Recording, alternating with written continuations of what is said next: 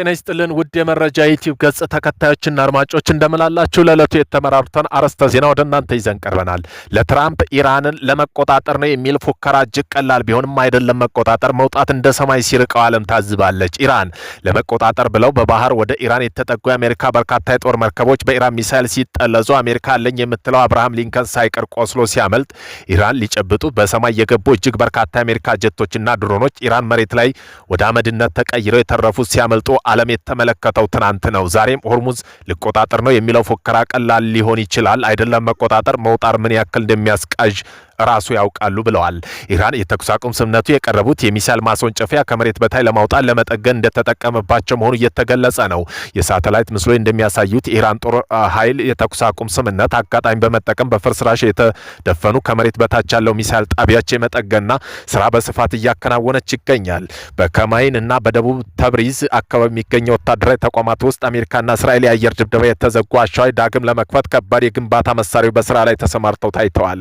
5 ሳምንታት በዘለቀው ግጭት የአሜሪካ እስራኤል ጥምር ጦር ኢራን የሚሳኤል ከተሞች ሚሳኤል ሲቲ የመሰረተ ልማት አውታሮች ኢላማ ሲያደርጉ ቆይተው ጥቃቱ ሚሳኤሎች በቀጥታ ከማውደም ይልቅ የመግቢያ ዋሻዎች አየር ማናፈሻ ቀዳዳዎች በማፈስ ማስወንጨፍ ከውስጥ እንዳይወጡ ማድረግ ስልት ላይ ያተኮረ ነበር። ምንም እንኳ ስልቱ በወቅቱ ውጤታማ የነበረ ቢመስልም ወታደራዊ ተንታኙ ግን የደረሰው ጉዳት ለጊዜ የታለመ እንጂ ዘላቂ ያለመሆኑን ገልጸዋል።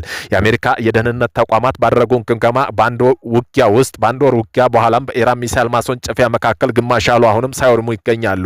እንደ ሪፖርቱ ከሆነ ኢራን ጦርነቱ ከመጀመሩ በፊት ከነበረው 2500 መካከለኛ ርቀት ተወንጫፊ ባላስቲክ ሚሳይሎች ውስጥ 1000 ያህሉ አሁንም በክምችት ላይ ይገኛሉ። የጄምስ ማርቲን የኒኩሌር መሳሪያ ለመስፋፋቱን ጥናት ማዕከል ባልደረባ ሳም ሌር ኢራን እያከናወነች ያለው ተግባራዊ የሚጠበቅ መሆኑን ገልጸው የተኩስ አቁሟን ጊዜ ተቃዋሚ ወገኖች የተዳከሙ ወታደራዊ አቅማች መልሰው እንዲገነቡ እድል ይሰጣቸዋል ብለዋል። አክለውም የኢራን ሚሳይል ከተሞች ግንባታ መርህ የመጀመሪያው ጥቃት ተቋቁሞ በፍጥነት ዳግም ለመሰለፍ ታስቦ የተዘጋጀ መሆኑን አስገንዝበዋል። በጉዳዩ ላይ አስተያየታቸውን የሰጡት አንድ የእስራኤል ባለስልጣን ኢራን ወታደራዊ አቅም ላይ የደረሰው ጉዳት የማይጠገን እንዳልሆነ ገልጸው ጠንካራ ዲፕሎማሲ ስምምነት ላይ ካልደረሰው ወታደራዊ እርምጃ ዳግም ሊቀጥል እንደሚችል አስጠንቅቀው በሌላ በኩል የተኩስ አቁም ስምምነቱ የሚቀጥለው ሳምንት ከማለቁ በፊት ምክትል ፕሬዚዳንት ጄዲ ቫንስ ከኢራን ባለስልጣን ጋር የሚደረገው ሁለተኛ ዙር የኒኩሌርና የሚሳይል ድርድር ላይ አሜሪካ ልዑክ ይመራል ተብሎ ይጠበቃል።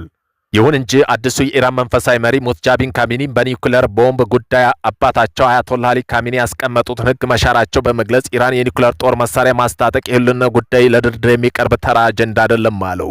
ዓለም በሕግ ሳይሆን በጉልበተኛ መተዳደርበት በዚህ ወቅት ለመውረርና ለመዝረፍ የመጣን ጉልበተኛ በጉልበት ለመመለስ ብቸኛው መንገድ ኢራን የኒኩሌር ጦር መሳሪያ ባልተቤት ማድረግ እንደሆነ አስምረውበታል። ሙጃቢን ካሚኒ ኢራን አስፈላጊ ሆኖ ከተገኘ በቀናት ውስጥ የኒኩሌር ጦር መሳሪያ መታጠቅ አቅም እንዳላት ጠላቶቿ ሊገነዘቡ ይገባል ያሉ ሲሆን ኢራን በአጭር ጊዜ ውስጥ የኒኩሌር ጦር መሳሪያ እንዲያስታጥቅም ለሀገሪቱ ብሔራዊ ዘብ ትዕዛዝ አስተላልፈዋል።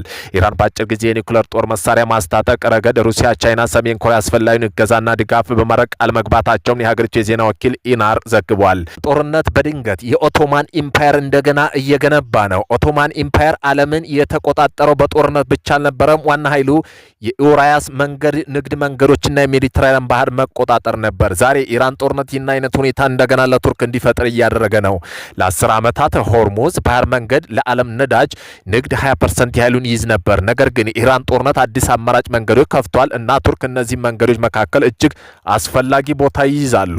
የቱርክሚስታን ጋዝ ትራንስ ካፕሴን ተስማሚ መንገድ ወደ ታናፕ ኔትወርክ ገብቶ የቱርክ እየተላለፈ ወደ አውሮፕላን መድረስ የገልፍ ሀገራት ሙሉ በሙሉ በመተው የኢራቅ ቱርክ ነዳጅ መስመር ወደ ባሳር ማራዘምና በቀን እስከ 1.5 ሚሊዮን በርሜል ነዳጅ ወደ ሜዲተራኒያን ገበያዎች መላክ የኳታር ጋዝ በሳውዲ፣ ዮርዳኖስ፣ ሶሪያና ቱርክ መካከል በመሬት መንገድ ቀጥታ ወደ አውሮፓ መድረስ 400 ዓመት ኦቶማኖች ምስራቅና ምዕራብ መካከል በመሆን የኖሩበትን ምክንያት ሁሉም በመውሰድ አልነበረም። ነገር ግን ዋጋ ያላቸው ነገሮች ሁሉ በእነሱ መንገድ ይሄዳሉ ነበር።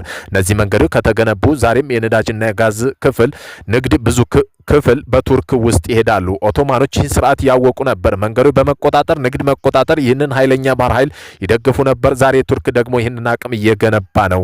41 የጦር መርከቦች በአንድ ጊዜ እየተገነቡ ነው። 120 መርከቦችና 15000 ሰራዊት ብሉ ሆምላንድ በ2026 ልምምድ አካሂደዋል። ቱርክን በምስራቅ ሜዲትራሊያን ውስጥ ኃይሏን ለማሳየት ያስችለዋል። አካባቢው ደግሞ በነዳጅና ጋዝ ግጭቶች የተሞላ ነው። ለምን አስፈላጊ ሆነ? ታላላቅ የጋዝ ግኝቶች እስራኤልና ግብጽ ሲፕሬስ አውሮፓን የሚያቀርቡት ሀገሮች አድርገዋል። እነዚህ ሀገሮች ኤልጂ ተቋማት የባህር በታች መስመሮች እየገነቡ ነው። እስራኤል የውጭ ንግድም 90% በሜዲትራሊያን ባህር ይመራል። ቱርክ አሁን በዚህ ባህር ላይ በአካል እየሆነ ነው። ኃይለኛ የባህር ኃይልና እንደ ነዳጅ መንገድ በመሆኑ ተያይዞ ወደፊት ማን እንደሚልክ ወዴት እንደሚሄድ በምን መንገድ እንደሚሸጥ ላይ ተጽዕኖ ሊኖረው ይችላል ተብሏል። ኒውክሌር አንታጠቅም፣ ነገር ግን ኒውክሌር የበለጠ በሂሳብ በስምምን ሰምታችሁ የማታውቁት ከባድ መሳሪያ ታጥቀናል አሉ ኢራን የባህር ኃይል አዛዥ ኢራን የአሜሪካ ጂቢዩ 39 ቦምቦች ገዝታለች። በዓለም አቀፍ ደረጃ ከፍተኛ ትኩረት ስቧል።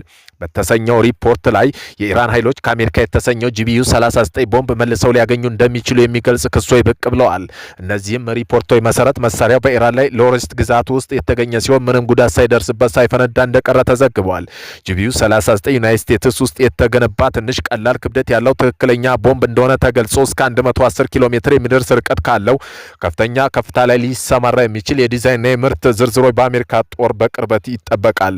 ይህ ርቀት በተረጋገጠ ኢራን ጉልህ የሆነ የስለላ ወታደራዊ ጥቅም የሚወክል ሲሆን በአሜሪካ የመከላከያ ክበቦች ውስጥ ስጋት ሊፈጥር ይችላል። ኢራን ጋድር የተሰኘ ትናንሽ ባህር ሰርጓጅ መርከቦችን በሆርሙዝ ስርጥ አሰማርታለች። ኢራን ጋድር የተባሉ ለጥልቀትና ለሌሎች ውሃ የተሰሩ ጥቃቅን ባህር ሰርጓጅ መርከቦች በፋርስ ባህር ሰላጤ ሆርሙዝ ባህር ስርጥ አካባቢ ማሰማራቷ ተዘግቧል። እነዚህ የባህር ሰርጓጅ መርከቦች በተለይ በባህር ዳርቻ መከላከያና ጥልቀት በሌላቸው ባህር ክፍሎች የሚከወኑ ወታደራዊ እንቅስቃሴዎች ተስማሚ ሆነው የተሰሩ ሲሆን መርከቦቹ ወደ ኢራን የባህር ክልል የሚገቡ ጠላት የተባሉ መርከቦች ለመመከት ዝግጁ እንደሆኑ ትዕዛዝ እንደተሰጣቸው ተገልጿል። አንዳንድ አስተያየቶች እንደሚጠቁመው ከሆነ እንደዚህ ባሉ ጥልቅ በሌላቸውና ድብቅ ጥቃት ለማድረስ በሚመቸው የባህር ቀጠና ውስጥ አሜሪካ ሊኖራት የሚችል የመከላከያ አማራጭ ውስጥ ሊሆን ይችላል። ይህ የኢራን እርምጃ በሆርሙዝ ባህር ስርጥ በኩል የሚደረግ ዓለም አቀፍ የመርከብ ትራንስፖርት የነዳጅ ዝውውር ላይ ምንም አይነት ተጽዕኖ ሊያሳድር ይችላል።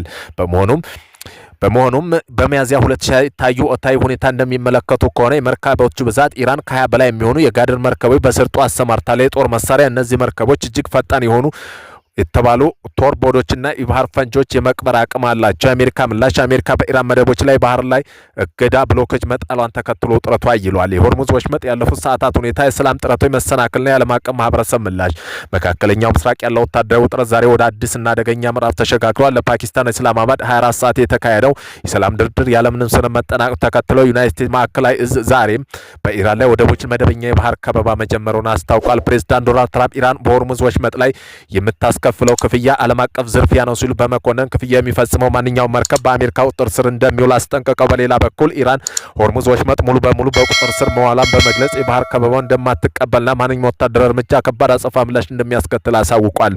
እንግሊዝ፣ ፈረንሳይ እና የአሜሪካ ባህር ከበባ እንደማይደግፉ በማስታወቅ በጦርነት ተሳታፊ የሆኑና በጥብቅ የመከላከል ዓላማ ያለው ሰላማዊ ዓለም አቀፍ ባህር ኃይል ጥምረት ለማቋቋም የጋራ ጉባኤ ጠርቷል። ቻይናና ሩሲያ መፍትሄ ወታደራዊ ኃይል ሳይሆን አስቸኳይ ተኩስ አቁም ስም ለመድረስ መሆኑን በማስገንዘብ በከበባው ዓለም አቀፋዊ ንግድ መስመሩ እንደሚያስተጓጉል አስጠንቅቀዋል። ሳውዲ አረቢያ ከደህንነት ስትራቴጂክ አኳያ ጥንቃቄ የተሞላበት ዝምታ ስትመርጥ፣ ኳታር ቀጠናው ቁጥጥር ውጭ ወደ ሆነ ጦርነት እንዳያመራ ነው በማለት ስጋቷን ገልጻለች። ፓኪስታንና ኦማን በበኩላቸው የተጀመረ የሽምግልና ጥረት አጠናክረው እንደሚቀጥሉ ሲያረጋግጡ፣ እስራኤል የአሜሪካ ውሳኔ ሙሉ በሙሉ ትደግፋለች። ዌል ስትሪት ጆርናልና ሌሎች ሁነኛ የመረጃ ምንጮች በኢስላማባድ የተካሄደው የሰላም ድርድር ላለመሳካት ዋና ምክንያት የኢራን የኒኩሌር መርሃ ግብርና የሆርሙዝ ወሽመጥ ቁጥጥር ስልጣን ጉዳይ ነው። አሜሪካ ምክትል ፕሬዚዳንት ጄዲ ቫንስ የኢራን የኒኩሌር ፍላጎት እንዲታቆም ያቀረቡት ጥያቄ አለመቀበሏን ሲገልጹ፣ ኢራን የውጭ ጉዳይ ሚኒስትር አባስ አራግቺ በበኩላቸው አሜሪካ ከፍተኛ ጫና የከበባ ዛቻ ለስምምነቱ ተቃርቦ የነበረው ድርድር እንዲደናቀፍ ገልጿል። የፖለቲካና ኢኮኖሚ ተንታኞች ቀጣይ ጊዜ ሁኔታ በከፍተኛ ስጋት እየተመለከቱት ነው። ስትራቴጂክና የዓለም አቀፋዊ ጥናቶች ማዕከል ተንታኞች እንደሚልክ ከሆነ ይህ ጫና ኢራን በየመን የሚገኘው ሁቲ ኃይሎች በመጠቀም በባብ ኤልቤንደብ ላይ ወሽመጥ ላይ ተጨማሪ ጥቃቶች እንድትሰነዝር ሊገፋፋት ይችላል። ይህ ከሆነ በአንድ ጊዜ ሁለት ዋና ዋና የነዳጅ ማስተላለፊያ መስመሮች ከተዘጉ $100 በላይ የዘለለ የነዳጅ ዋጋ እስከ $150 ሊያሻቅብ እንደሚችል የግብዓት ተንታኞች ይገምታሉ።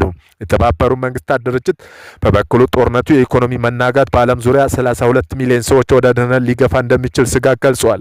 ከነዚህ ማስተያየቶች በመነሳት የተጀመረ የሰላም ጥረትና ኦማን የሽምግልና ሚና አሁንም ብቸኛ የቀውስ መውጫ ተስፋ ተደርጎ እየታየ